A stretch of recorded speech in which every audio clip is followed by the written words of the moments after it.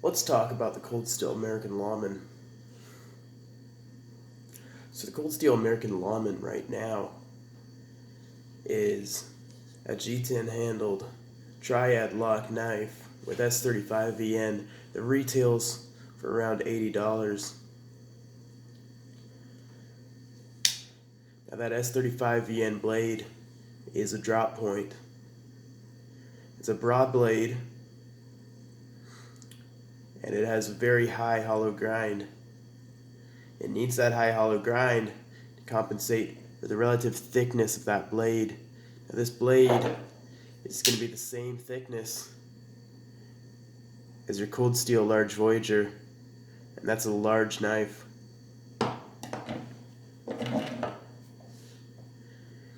Now the blade does have Cold Steel's DLC black coating on it, which for me is definitely unnecessary since I live in the desert and S35VN is not particularly prone to rusting. However, it wears nicely. Mine doesn't have wear at all, really. And it looks in person a lot like a bluing as opposed to a paint. The grinds from the factory, the primary grind was excellent. The secondary bevel was asymmetrical very slightly, so I reprofiled it to 25 degrees, which thinned the edge out actually quite a bit from the factory. It was a very steep edge from the factory. After reprofiling it, it cuts far, far better. It's actually an actual slicer now. And that S35 VN blade steel sharpens well. Even using regular stones is what I used with a Smith's guided system, or a Lansky guided system rather. Not diamonds, just regular stones, and it reprofiled that right up. The handle is a linerless G10. It has blacked out handle hardware. The grippiness of the G10 is less than Cold Steel's known for sure. It's about the same grippiness as a Kershaw or similar.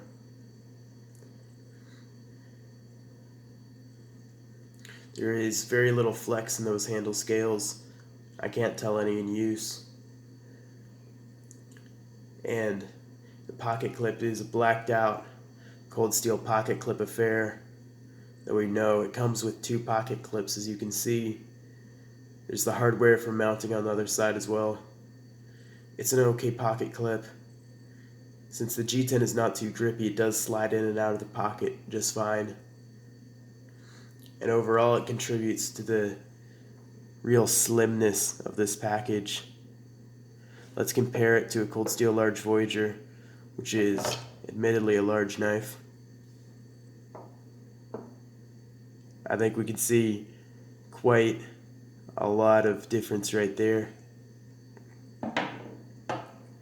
Or even compared to this Kershaw Emerson collaboration.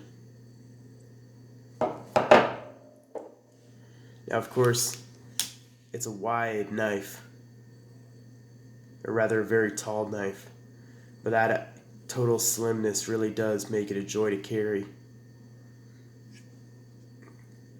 As far as the fit and finish goes, it's a Cold Steel. It's not going to be absolutely beautiful, but at the same time, there's nothing glaringly bad. The blade centering is good. The lock bar is flush. The blade is just below flush.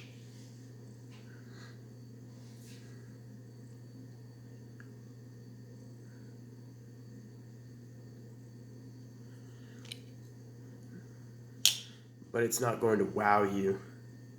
It does feel like a quality knife. And then the deployment is very excellent. It is one of the smoothest Cold Steels I've encountered. In fact, it is the smoothest. You can thumb flick it. You can open it just with a wrist flick using the inertia of the blade. Very, very smooth. When you open it, there's no grinding or sandy noises at all, even if you hold it right up to your ear.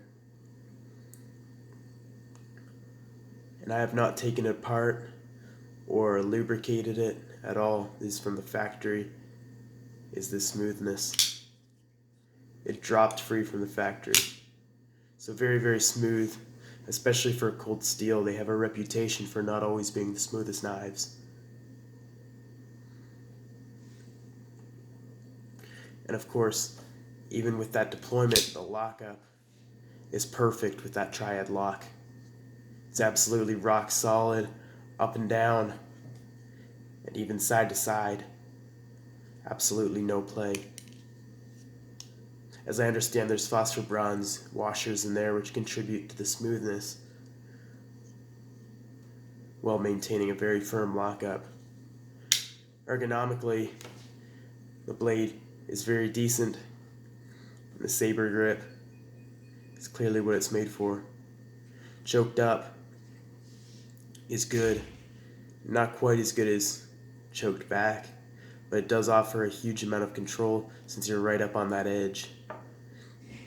And so, if you're cutting anything, for one, the material is never going to be fed into a sharpening choil where it'll stop cutting. As long as your finger's here, right up on the edge basically, it'll only be encountering cutting edge, whatever you're cutting. So that's very nice. As far as jimping goes, all there is basically decorative jimping. However, you do have a good enough grip to use this as a utility knife. As a defensive blade, I'm not sure it's the best choice, especially from cold steel. The blade is a little small. Even choked back, you don't have a huge amount of reach. And just not a terribly pointy blade, but also not exactly heavy enough to be used as a chopper. It does have plenty of belly for a slash. However, at the end of the day, it's very clearly a utility-based knife for cutting what needs to be cut at any time. And it carries absolutely superbly in the pocket. It is a little slightly high ride. However, that slimness is really what is fantastic. Even though it's a tall knife, that slimness, especially if you put your hands in and out of your pockets a lot, there's not a lot on here that's really going to be jabbing you and poking you. So it carries well. So for $80, is it perfect? Well, there just aren't a whole lot of downsides to it. There's nothing glaringly bad about it, is how I'd put this knife. There's a lot of very decent things. Nothing absolutely stand out or stellar. But it's a good knife because there really isn't anything bad about it. And I carry it very regularly now. It has more or less replaced my cold steel large Voyager as my go-to everyday carry knife, mostly because this knife is a little unpleasant in the pocket because it's tall, but it's also thick. However, I would always recommend the cold steel large Voyager to anyone wanting a large folding knife. We'll get to reviewing it eventually. So for now, that's a cold steel American Lawman. It's so okay in every regard. It's good.